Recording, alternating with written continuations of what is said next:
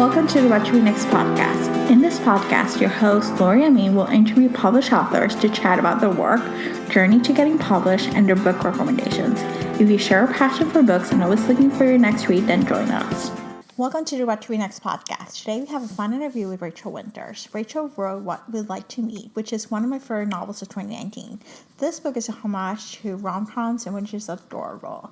In this interview we talk about rom-coms, Rachel's writing process, as well as a round of book recommendations. Now let's get to the show. Hi Rachel, welcome to What to Read Next podcast. Thank you. It's so lovely to be on here. So happy to have you here. So tell us a little bit about yourself. Okay, so I'm an editor. I work and live in London, in the UK, and now I have written a book. I know, I love this book. It's actually one of my favorite books of the year, so I'm so excited to talk about it. So what inspired you to become a writer? So when I was younger, I always wanted to be a writer. I used to write all the time, but I'm an editor of science fiction and fantasy books, so it was always fantasy that I was reading or horror. And then I did creative writing as an undergraduate degree, and I had my confidence knocked, and I ended up not writing for years afterwards. I know, and then I was able to write again when working at my current job. We do a lot of creative development, and as part of that, I developed this idea. And an editor just said, "Why don't you write?" And it was the encouragement that I needed. I know, and I just started writing it, and I really loved it. I loved rom-coms. Maybe it was something in the fact that it was a very different genre to the one that I work in, which is I work for Gallant, which is the oldest sci-fi and fantasy imprint in the UK, and the biggest and the best. I'm not biased. And I think it was just the encouragement that I needed and the right genre. And I just really, really, really loved writing it. It was so different from the books that I work on, and yet completely in tune with what I love to write and what I love to read and what I love to watch. So I guess it was a next logical step. I love it. I love the fact that this book was so reflective of, if you're a fan of the genre of rom-coms, it was like an homage for it. It was like all the greatest rom-coms just put together and just providing a place for you to just smile. Like, that's what I felt when I was reading the book. I was just smiling. I was like, oh, I want to watch this movie. I want to watch this movie. That would be great. Yeah. So I got a question. How much research did you conduct, to get all the different meet cutes going right? I think I've been researching my entire life without realizing it. It was very arduous. I had to watch a lot of rom-coms again.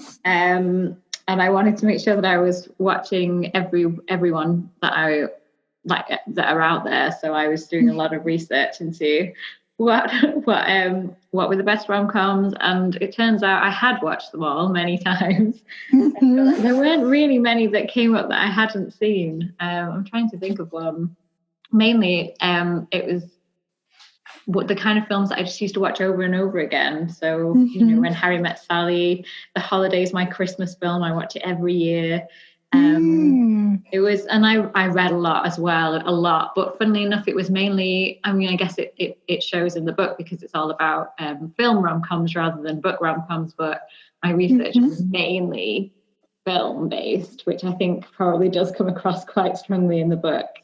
Yeah, I love the fact that you not only research them and you watch them, but you actually put them in different categories, like the road trip rom-com, the spilling the orange juice rom-com. Like, there were like different things that were like where you see different tropes in different rom-coms and multiple of them, and then you just kind of like you realize like, oh, I can recreate this experience again. That was really cool. Thank you. Yeah, I really, really enjoyed putting them together like that, and you start to see the patterns. And I think we're all quite savvy as viewers now, and I think we know the cliches and the tropes that come along with rom-coms. But when they're done really well, you just love them anyway, and it's about the journey more than the destination, I think, with the rom-com. And I really wanted to play into that and pay respect. It's a love letter, really. It's a love letter to rom-coms. I didn't want to sort of tease or make fun in any way, because that the whole point is that they love, well, Evie, the main character, absolutely adores rom-coms, even if the man that she's doing a battle of wills with doesn't. Yeah. I love the fact there's like the naysayer who's like, I don't believe rom-coms, and then Evie trying so hard to be like, no, this actually works, and I'm gonna make it work. And then her group of friends, the Gems, like helping her out, just basically supporting her in the process, at the same time, being the voice of reason. I think it was just like a really great setting.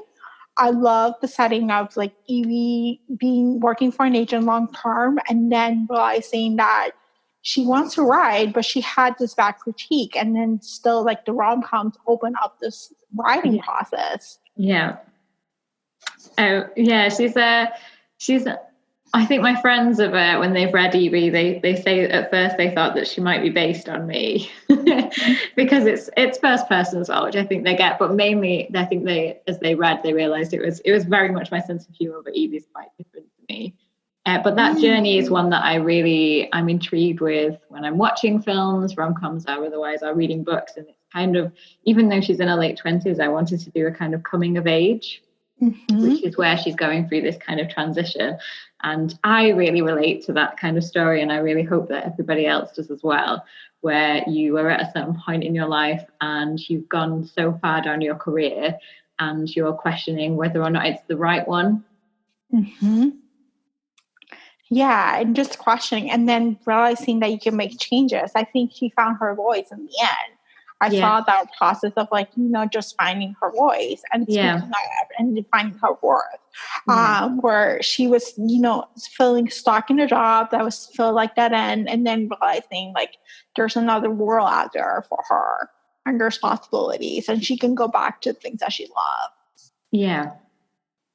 Yeah, I'm really glad that you saw that in that, because that's definitely, it was just really important for me to not just have the romance, but also to have Evie's arc and her journey from beginning to end, and have her grow, hopefully, by the end.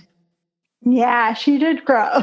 She had some interesting meet cutes. She had some interesting love story, but she did grow in the end. I think I love that journey. I think that was my favorite part of the book. Yes, there's romance, but I think it was just more of like this love letter to rom-coms that allow you to find your self-worth at the end. Oh, I'm so glad that you saw that. Yeah. So I love the role of Annette and Ben in the story. It was great. Annette, like, who's deaf, but she was like so spunky. I love her as Tinkerbell, the Spice Girls European mashup, which is, I think it's hilarious. But I think it's so millennial to have, a mashup of classic with the Spice Girls. So I got a question. How difficult was to write a child into the story? And that was huge fun to write. Actually, I think probably of all of the characters, she came the most natural to me. I don't know what that says. I don't have a child. But her role in it was just so I guess clear when I was writing that her dad is very Ben appears to be quite standoffish, and he's quite sort of stiff and also a bit shy, and then his daughter is the the complete opposite of that, where she's like almost like the communicator between her and between Evie and her dad. I was actually born quite deaf, about 75% deaf, and it turned out to be very easily fixable for me, which is very lucky. But no one really realised that was the case until I was about 6 or 7. So I spent the first 6 or 7 years of my life in this kind of semi-state of not being able to hear very well. So I think that probably also helped when I was writing about how they communicate and how they sort of get around her her communication and actually have this really very beautiful, hopefully beautiful relationship that I really, really enjoyed writing about her and her dad, Ben. But yeah, I felt like I related to Annette, although she was far more sort of sparky and very precocious and just like a very, very, very enjoyable character to write. Mm-hmm. I love how she interfered with the meet cutes. It was so cute. I was like, oh my god, this is so adorable. She was like a spark. Like she just brought a breath of fresh air. And you know, when Evie was struggling with the meet cutes, like Annette will bring in her own point of view and her own way of doing it. It just brought a new fresh of like, you know, of ideas and just a spark of inspiration. Oh yeah, that she was a very good sort of character for doing that kind of thing, and she was just that every now and then I just think, Annette's not going to let this slide. If she's going to be in the scene, she's going to have to interfere in some way, but in a really, really well-meaning way. But she was that kind of, like you say, she was that little spark between Evie and Ben, and getting incredibly involved, and she is what brings them together as gradual friends, really. Yeah, I like the fact that it felt like enemies to lovers at the beginning, and then they just became friends, and then they became together at the end. It was a perfect meet cute. It was perfect. But I think it was just like the fact that Ben was so standoffish, and I know Ben's story. Like he was dealing with grief and he was dealing with some major changes. Yeah. So he was not open for love. But Annette was like interfering. She's like, we're going to make this happen. She knew her dad more than he knew himself. Yeah, that's so true. So let's talk about your writing. You work in publishing. So how do you feel your experience in publishing informed your writing? I think that it was especially with being an editor, we do a lot of edits, and I think it gave me a really good grounding that I didn't have before. So when I was writing myself when I was younger, in structure and story development and character development and what readers are looking for in terms of what their expectations are. And I think I didn't realize before I was an editor how much I loved the actual building blocks of story writing, like the practicalities, and if this thing happens, then something else has to happen further down the line, and cause and effect, and all of that. I really, really love the kind of technicalities of putting a story together and building a story, and helping writers do that themselves, and to do it myself and my own story was just really wonderful, just a hugely enjoyable experience, and I think that it really did help. I think just all of that grounding first with helping other people as much as possible, which is why in the book, even though I was told that technically being an agent in film and TV, you don't really do much editing with your clients. So I had to have TV choose to edit her client's script, so because she enjoyed it so much, which was like a part of my own love of my own job that was built there into Evie's character. I love it. I love the fact. Yeah, I think it brought a new set of inspiring things. I think for Evie to edit just gave her another experience under her belt about her writing. Even though she was not writing her own things, she still was experiencing that process, that it was beyond it just moving around papers or, trying to fix Monty and, and whatever crisis he was going through. Like it just brought in like, well, this maybe it just reminded me of the reason why she was still in this job. Like it's, there are a lot of parts that she didn't like about the job, but there's a few things that kept her going.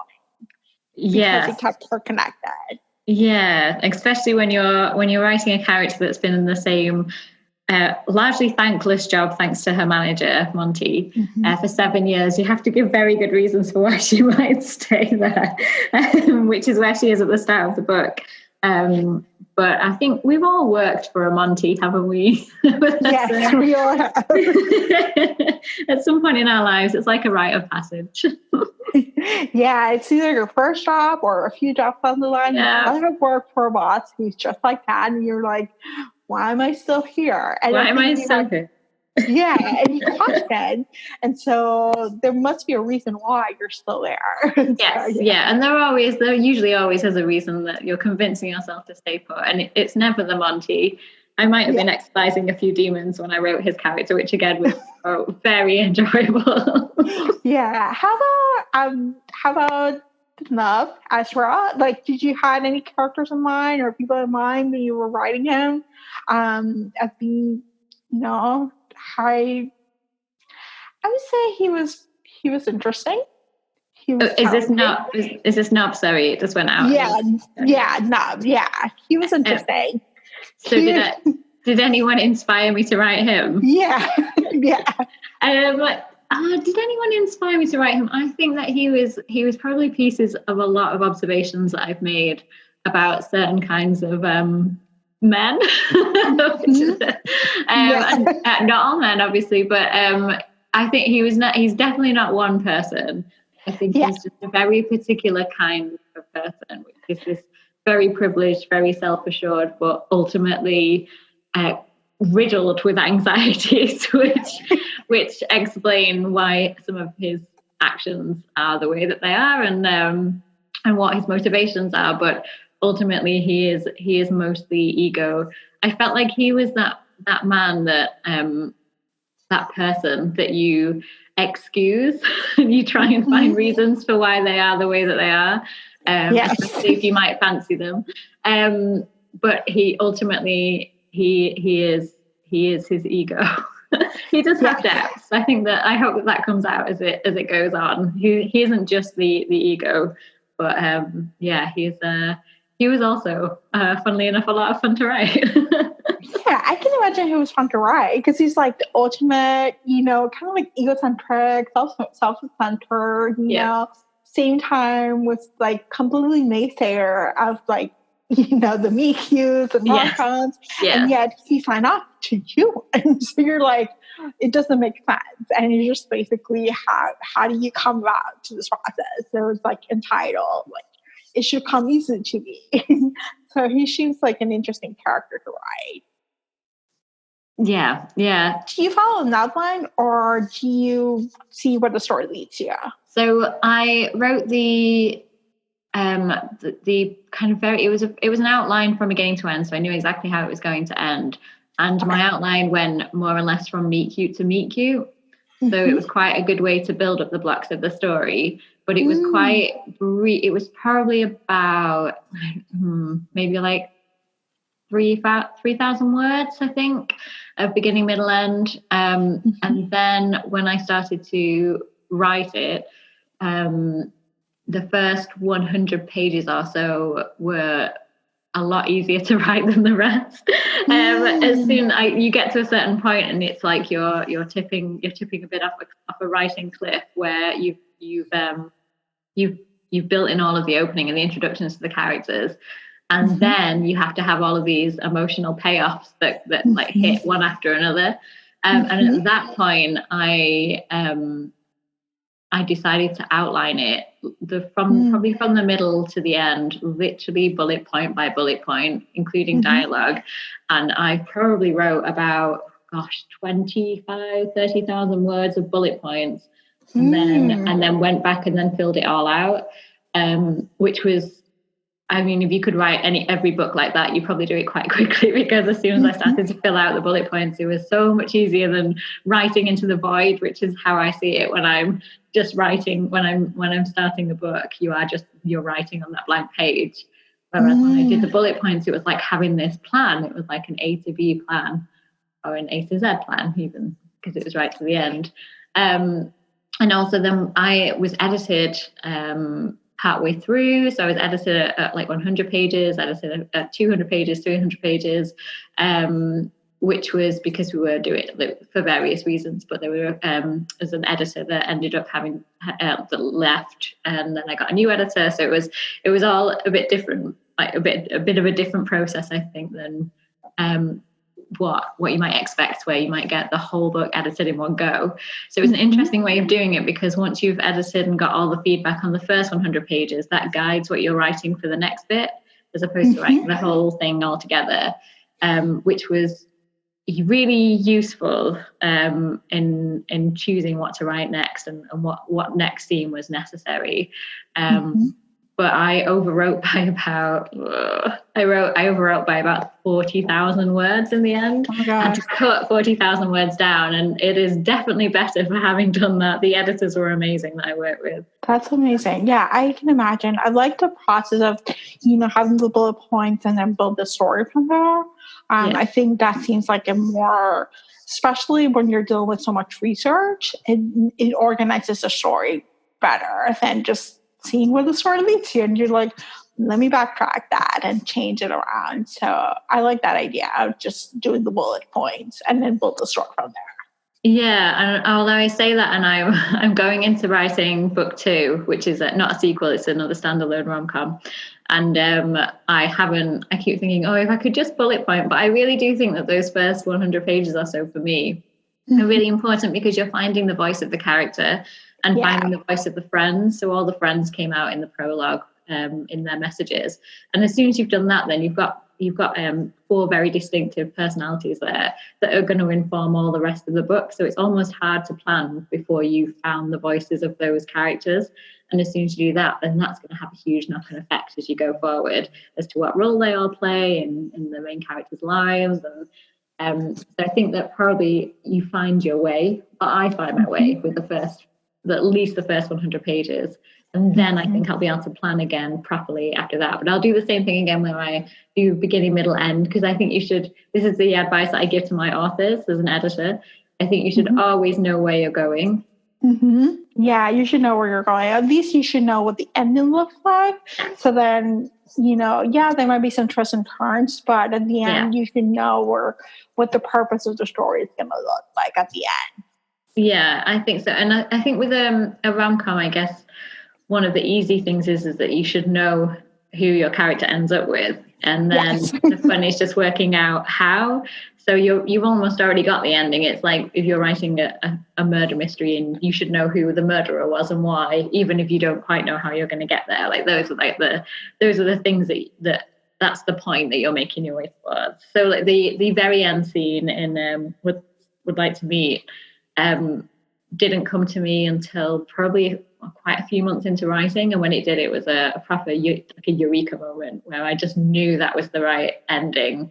And as you know, it's because it looks like it's the opening again. It's like a repeat of the opening. It's like a framing effect. Yeah, it felt like that. It felt like, a foreshadow. I was like, oh, and the ending was like, oh, it just makes sense. They all came together. Like, it was a nice little circle. Like, you get at the beginning, you get a foreshadowing of like what it may look like.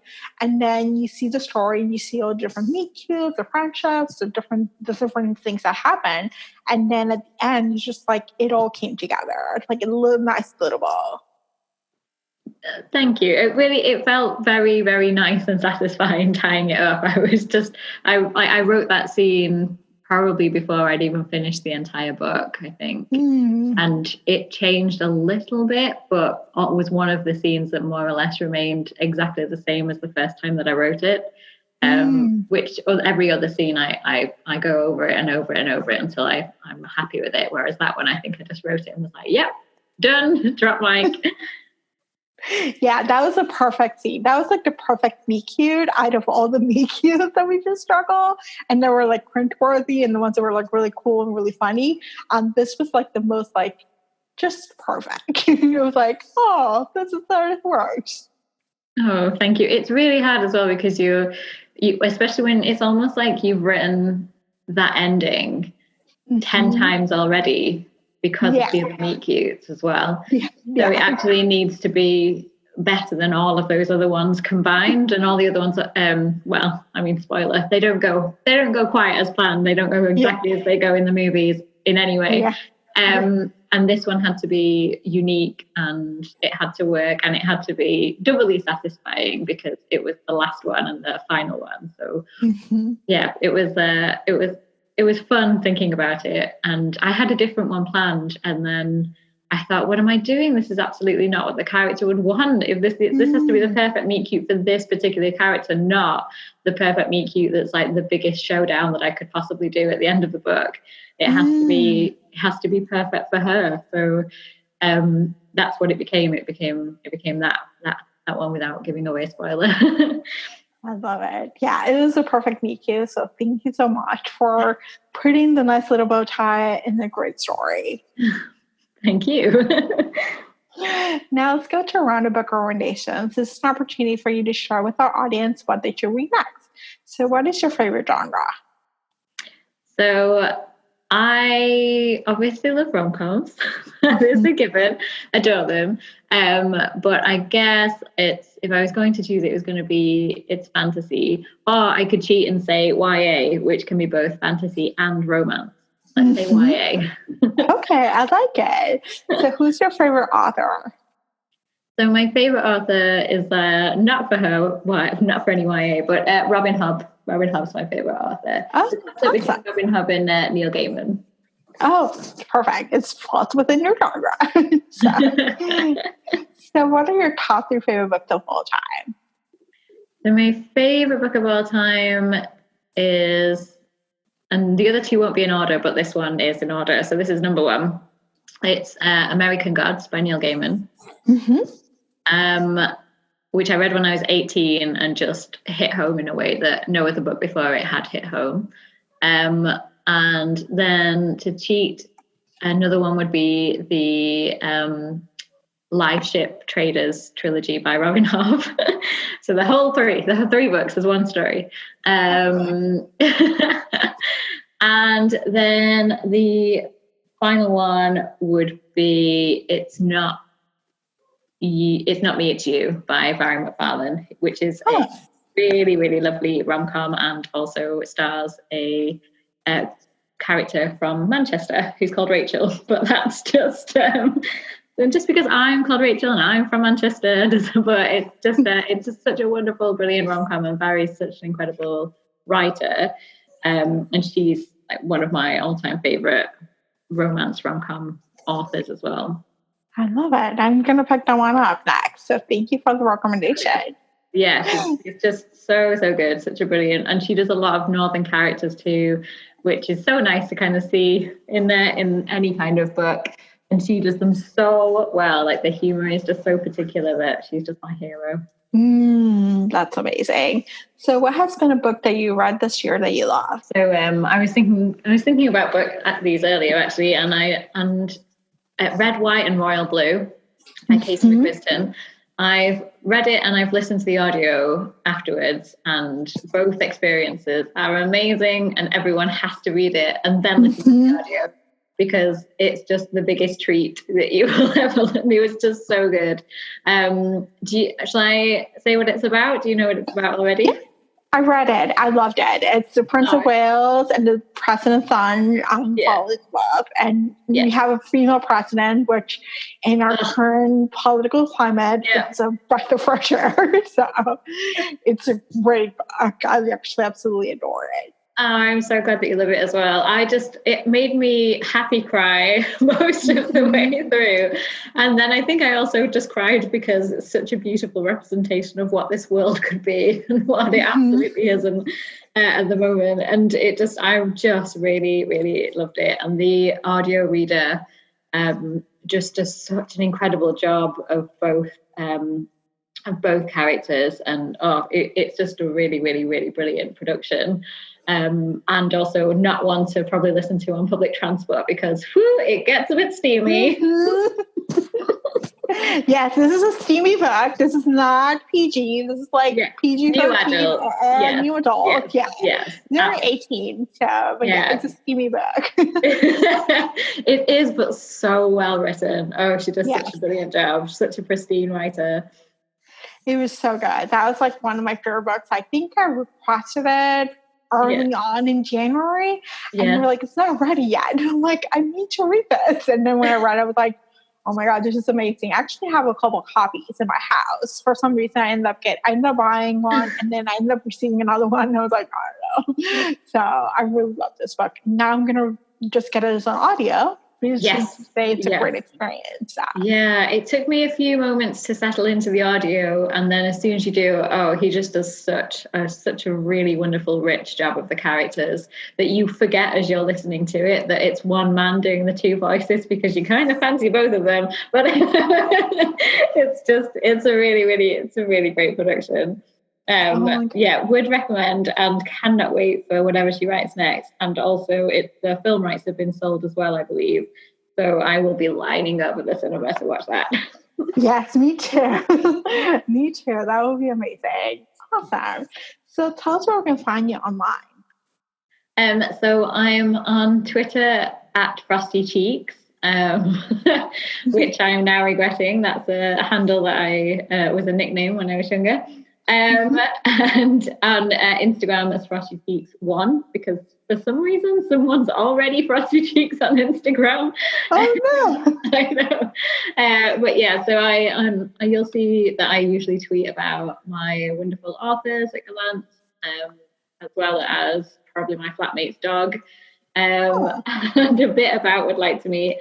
And then mainly Instagram is on travel photos. So I'm in New York at the moment and Brooklyn while I do this research for book 2. So there'll probably be a disgusting amount of photos of coffees and things like that while I'm writing. That's exciting. Well, thank you, Rachel, for being on the show. Thank you so much, Laura. This has been really lovely. Thank you, Rachel, for a great interview. For a list of books mentioned in this podcast, please visit whattoreadnextblog.com. We'll be back this week with the Mormon's Book Recommendation Show. Thank you so much for listening, and I hope you have a great day.